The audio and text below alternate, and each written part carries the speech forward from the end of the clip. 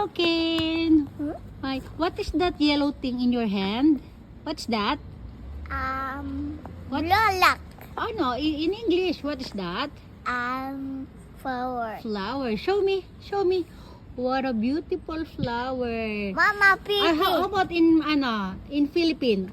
Bulaklak. Wow, bulaklak daw. Oh, Ang galing, ew. oh. In Japanese? Ew. In Japanese, Ken? What's that in Ah. Japanese?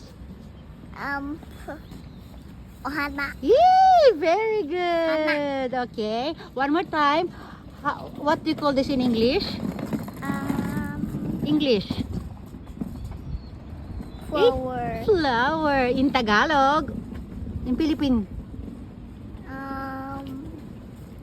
What? Bulaklak. Bulaklak. Very good. In Japanese?